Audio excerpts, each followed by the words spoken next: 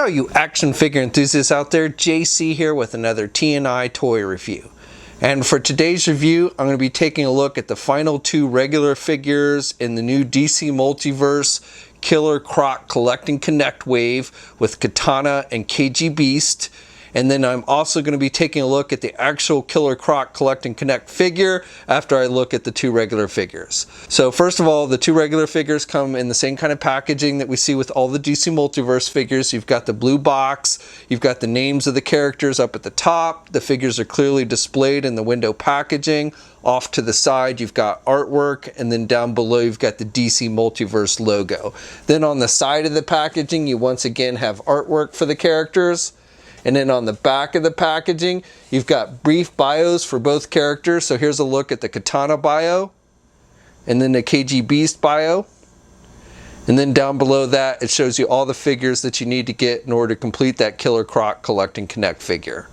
All right, let's get these open and take a look at what's inside. Okay, so here's a look at the figures outside of the packaging along with the other contents. Now for Collect and Connect pieces, we get the torso section for Croc that comes with the Katana figure. And then for the KGBeast figure, we get the head sculpt and we get the crotch piece for the Killer Croc. And again, I will be taking a look. I'll put all the pieces together for Croc and we'll take a look at that figure at the end of this video. Now for figure specific accessories, starting with Katana, first of all, she only comes with a right grip hand, so she can only hold her sword in the right hand. You get two closed fists that are attached to the figure, and then again they've given you this extra grip hand for the right one. They've also included the Soul Taker sword, which really doesn't have much in the way of paint applications. You've got the gray plastic for the blade, and then you do have the red on the handle, the dark red, and some sculpting detail in there as well. And as long as you have the grip hand on the figure, she'll hold the sword nice and tight in the right hand. But again, she can only hold her weapon in the right hand, not in the left. Now for KGBeast, first of all, he comes with these two smaller knives, and these two are exactly the same, and then you get this larger machete-like weapon. And with all three, you've got the metallic silver for the blades, and then just the black plastic for the handles. You do have a little bit of sculpting detail with the ridges on the handles, especially with the larger machete weapon. But even on the smaller knives, you have a little bit of sculpting detail. Now with any one of the three bladed weapons, he can hold them in his right hand, and he does hold them nice and tight. And then with the smaller bladed weapons, he has the sheaths on his feet there, so you can put both of those there, store the knives there if he's not holding them, and they do stay nice and tight. Now with the larger machete weapon, again, he can hold it in his right hand and he holds it pretty tight. Or you can have him actually, you can put it in on this arm cannon that he has on the left side. You can slide it in.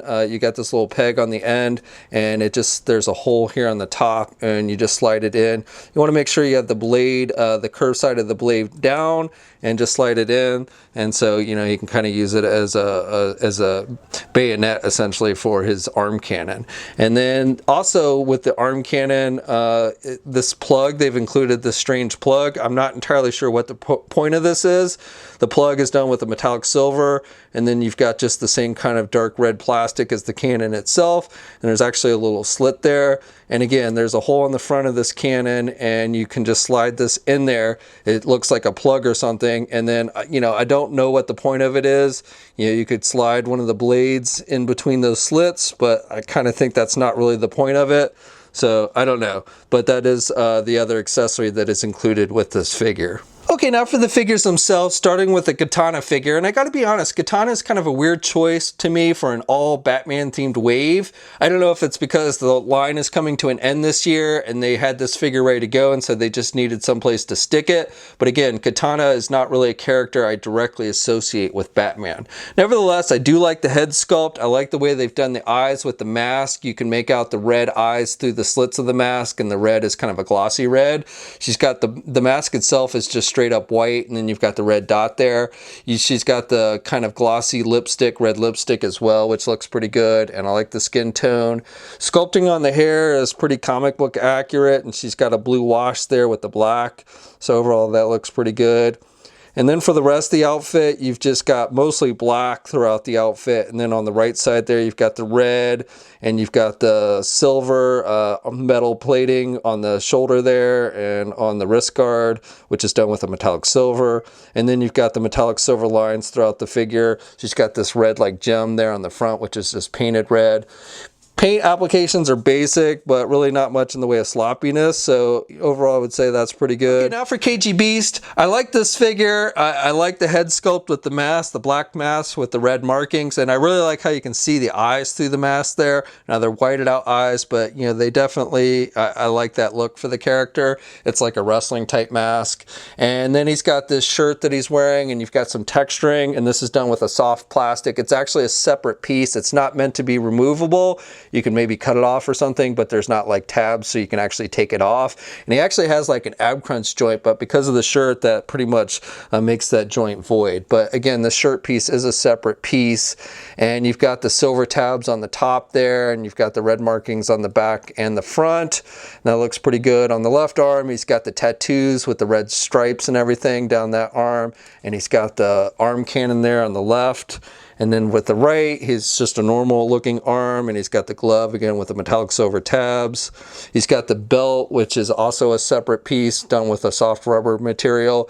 You've got the pouches on the side and the throwing stars on both the front and the back there. So that looks pretty good. And one thing I want to note about this figure is I'm not sure if this was originally intended to be a collect and connect figure, whether the figure itself or the body that they're using here. It is a little bit on the small side for a collect and connect, but the reason why it makes me think that it was supposed to be a collect and connect is because the limbs come off very easily. In fact, when I first took it out of the packaging, the lower body came apart from the upper body, and then the arms come out really easy and stuff. So, you know, that's usually a sign that this is some type of, you know, collect and connect or build a figure mold. But even though it's a little bit on the small side, it would be kind of a small collect and connect figure, but that's how it strikes me as. So I don't know if that was the original purpose or how this figure was originally going to be released or what, but you know, just note that those limbs do come off pretty easy. And then you've got the black pants and the boots with the red and the metallic silver. And again, he's got the knife sheaths on both sides with the brown. So all that looks pretty good. So, you know, I think they've done a pretty good job here of capturing the look of the character. You know, KGBeast is an assassin. He's not a major player. He actually appeared in the Dawn of Justice movie, even though he didn't have this outfit on or anything. But the KGBeast character was in the Dawn of Justice movie. But nevertheless, you know, if you're a fan of the character, I think they've done a good job of portraying him from the comics. Now, for size, KGBeast is just a little bit taller than Katana. He comes up right about 7 inches tall. And then Katana is a little bit under 7 inches, probably closer to 6 3/4 inches tall. Okay, so for articulation on this one, it's okay, but not great. You can turn the head to the left and to the right, and she can look down about that much, and she can look up about that much. You really don't get much in the way of head pivot. With the arms, you can get the arms out good. Even on the right side with that shoulder pad, she can still get her arms out good, which is nice. The shoulder pad is a separate piece, and that's made with a softer plastic. You do not get any kind of bicep swivel. You do get rotation at the elbow, but you only get the single hinged elbow, so she can bend her elbow about that much. And then you've got rotation with the hands. You get up and down movement with the hinges there at the hands. You've got a midsection joint, so you get a little bit of rotation there, but no pivot, and really can't crunch forward very much either, and can't look, you know, go back very much there. So there's not a whole lot of movement with this midsection joint. There's no waist swivel. As far as the legs go, she can only do the splits that much. You can get the leg forward about that much, and then you can do the leg out and back. She does have a thigh swivel. She does have double jointed knees, so she can bend her knee pretty good. And then you have hinges on the feet, so you have the up and down movement, and you have rotation with the feet, but you don't really have any ankle pivot. And 2 peg holes on the bottom of the feet. Now with KGBeast, he can turn his head to the left and to the right, and he can look down good, so he's got good down movement. And he really can't look back very much though. That's about as far back as the head goes. And then you don't get any head pivot. With the arms, you can get the arm out about that much. Now again, because these limbs come out pretty easily, you know, they might pop out on you, so just be wary of that. You pop it back in, and then you've got the bicep swivel. You get a single hinged elbow with him, but he can actually still bend his elbow pretty good there. Now with this gun cannon, he can rotate, but there's no hinges or anything. On the right side, you do have rotation with the hand, and you do have hinges, so you get some up and down movement. He has, as I mentioned, he does have an ab crunch joint underneath the shirt, but because he's got the shirt on, you really can't access it very much, so I wouldn't even bother. And then you do get a waist swivel with this one. And then with the legs, he can actually do the splits pretty good there. and he can get his leg forward about that much. And you can do the leg back about that much. You got the thigh swivel up high there, so you do get rotation up high. And then you get a single hinged knee with this one, so he can only bend his knee that much. And with the feet, you got back and forth movement, and you got rotation, and I'd even call that a little bit of a pivot. You know, it's kind of on a ball type joint, so you can kind of pivot sit there. So definitely have better foot movement on this figure than you do the Katana figure, and then 2 peg holes on the bottom of the feet. Okay, so now that I've looked at all the figures in this wave, and there are 6 figures, just to recap, we've got the Dick Grayson Batman, the Alfred Pennyworth figure, which is probably the best figure in the wave, the Red Robin figure, which is probably my second figure in the wave, the Katana figure, the Red Hood figure, and the KGBeast figure. And then once you have all those figures, you should have all the pieces you need in order to put the Killer Croc Collect and Connect figure together, which we'll do right now. Okay, now putting this figure together is pretty easy. We'll start off by taking the torso piece and the crotch piece, and you just plug the crotch piece into the torso there, and it should pop right into place. Then we can take the head sculpt and we can pop it in, and again, it should just pop right into place there. And then you want to take the legs, make sure you have the right side on the right and the left side on the left. And again, they should just easily pop right in. And then finally, you take the arms, and again, you want to make sure you have the left arm on the left and the right arm on the right, and it just pops into place. And here's a look at the Croc fully assembled, and this one does not come with any accessories, so what you see is what you get here. And this was done by the 4 Horsemen.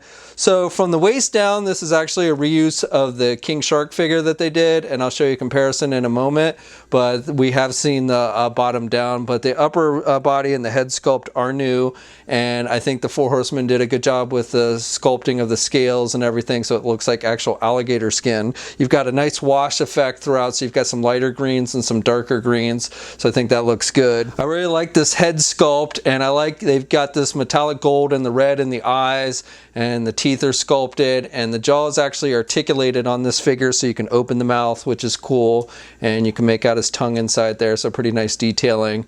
And again, just overall nice sculpting detail with all the scales and everything of the character, and so that looks really good. And on the back, really nice detailing there on the back. I like that. And then he's got the arms with the claws on the hands.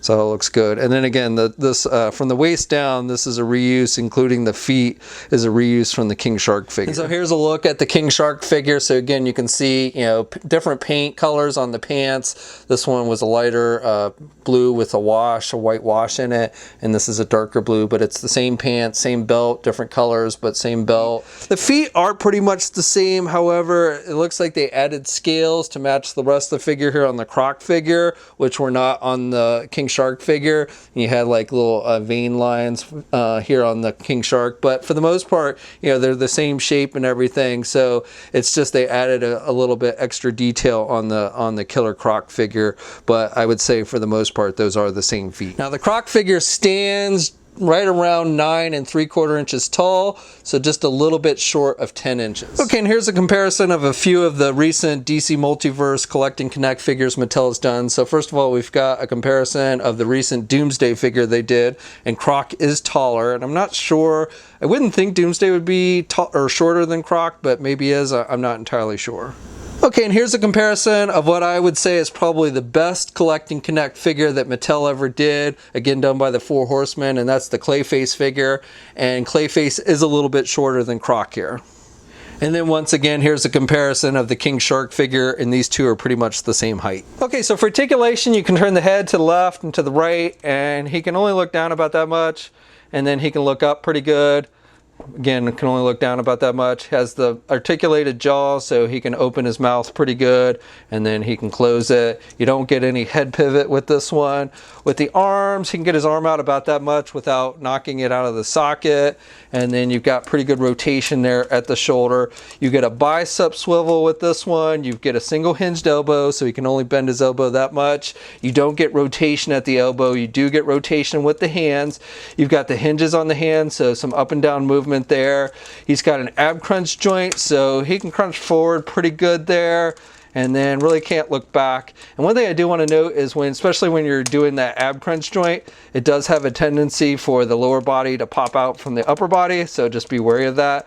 You also get a waist swivel with the legs. He can do the splits good. You've got those side hinge joints, so he can do the splits really good. And then he can only do his leg forward about that much, so not too much there. And he can do his leg actually back more than he can do it forward. He's got a thigh swivel. He's only got the single hinge knee, but he can actually still bend his knee pretty good there. And then you have the hinges on the feet, so up and down movement. You don't get any ankle pivot. You get some rotation, and then no peg holes on the bottom of the feet. Okay, so that's my review. So out of the three figures, I like the Killer Croc the best. KGBeast is pretty good, followed by Katana. Now, one thing I want to note on Katana, her joints have gotten pretty loose as I've been doing this review, so that might be something you want to be wary of. It also would have been nice with Katana if they'd included a sheath for a sword. But again, I definitely like the Croc figure, and then the KGBeast figure is pretty cool as well. Now, this entire wave has started to see a release at places like Walmart. We'll have a full image gallery up at toynewseye.com. There'll be a link in the video description below. As always, leave a comment. Let me know what you think. If you're so inclined, like the video, subscribe to the channel, and hit the bell notification so you're alerted every time I upload a new video. And of course, you can also follow me on my Facebook, Twitter, and Instagram accounts. I have links to all those in the video description as well. And until next time, guys, I'll catch you later.